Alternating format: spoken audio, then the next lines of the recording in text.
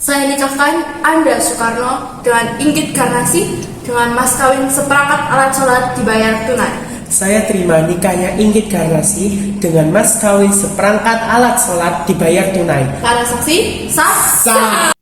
Kisah ini dimulai saat saya resmi menikah dengan seorang tokoh penting pejuang kemerdekaan Indonesia. Dia adalah Kusno, atau yang lebih kita kenal dengan nama Soekarno. Semenjak pernikahan kami kala itu, saya menjadi sering merajut sebagai mata pencaharian untuk menghidupi keluarga ini.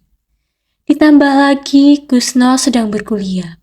Jadi, sebagai istri yang memiliki umur yang jauh lebih tua darinya, saya berinisiatif untuk mempermudah biaya kuliahnya.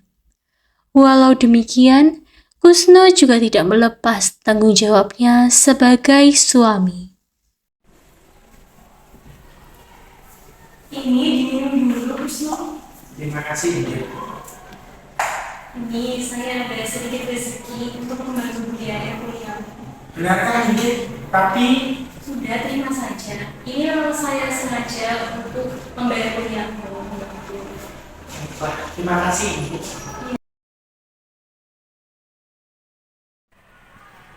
Bagaimana, Bung, kalau kita mendirikan sebuah partai? Saya tidak setuju, Bung. Bagaimana kalau kita tertangkap? Tidak semua orang pintar sepertimu, Bung. Ini silakan di sini dulu. Terima kasih. Namun setelah saya pikir-pikir lagi, Bu, jika kita melakukannya dengan baik dan benar, kita tidak akan tertangkap. Jadi, saya setuju dengan ide Bu. PNI, Partai Nasional Indonesia, partai non-kooperatif yang menampung ide-ide dan aspirasi untuk menuju Indonesia merdeka. Bagaimana, Bu? Saya setuju, Bu. Inggit, bagaimana kalau saya membuat sebuah partai yang bernama PNI? Sejujurnya saya tidak setuju dengan hal itu. Jika dari awal kamu bertanya tentang partai itu, saya tidak akan pernah menyetujui. Tapi saya sudah berkata dan menyampaikan tentang partai ini keluar sana kepada pemuda-pemuda. Tapi bagaimana saya menolaknya? Coba sekarang kamu pikirkan, bagaimana dengan hasil itu? Apakah kamu bisa bertanggung jawab? Ada apa ini? Ada yang tangkap. Ada yang berontakan pada Belanda. Ada yang tangkap. Apa salah saya?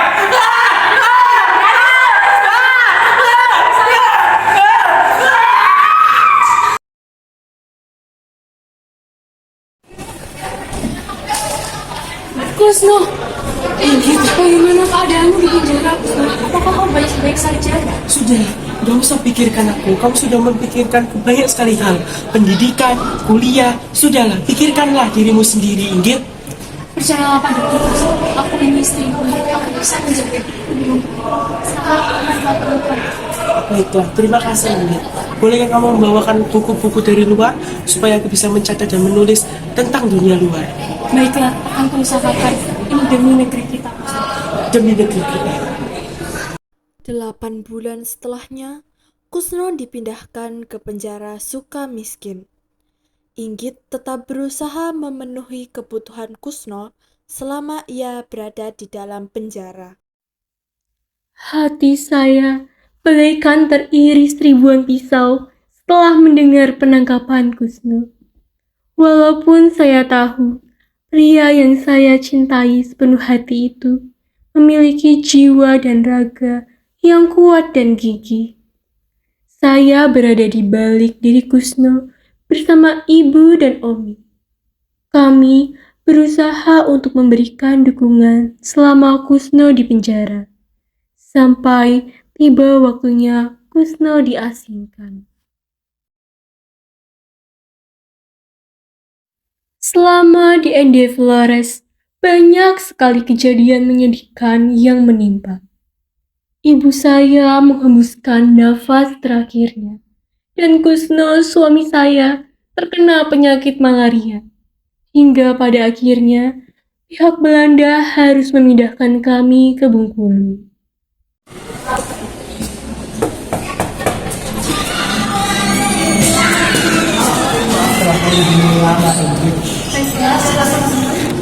Begini, saya ingin memiliki keturunan yang baik.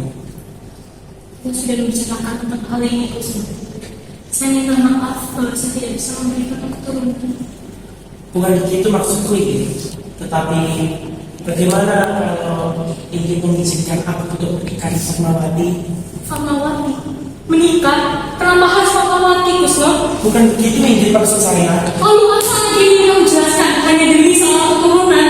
Seorang keturunan, Kusno! Maaf ini. Selama ini saya telah menemanimu dalam suka dan duka, membantumu dengan sepenuh hati. Namun ini yang kau balaskan kepada saya. Tenang begitu. Tidak, tidak akan mengizinkanmu.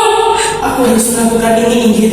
Pada tahun 1942, mereka resmi bercerai.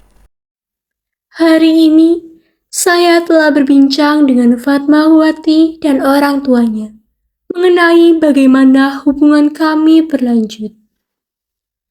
Setelah semuanya jelas, saya berpisah dengan Kusno, pria yang saya cintai. Ia akan menikah dengan Fatmawati, gadis yang jauh lebih muda darinya. Jika saya mengatakan saya baik-baik saja, mungkin itu adalah salah satu kebohongan terbesar dalam hidup saya. Tidak apa jika wanita yang di sampingmu sekarang ini bukan saya. Tapi setidaknya saya pernah berjuang bersamamu di sisimu dan menemani hari-harimu. Mendukungmu sebagai seorang istri, sebagai wanita yang pernah kau cintai. Perjuangkanlah kemerdekaan Indonesia sebagaimana mimpimu saat itu, Kusno. Cinta saya yang pernah saya berikan kepadamu itu tulus adanya. Saya akan selalu menyayangimu, Kusno. Inggit Garnasih adalah istri kedua dari Presiden pertama Republik Indonesia, yaitu Soekarno. Mereka menikah pada 24 Maret tahun 1923 di rumah orang tua Inggit di Jalan Java Fem, Bandung.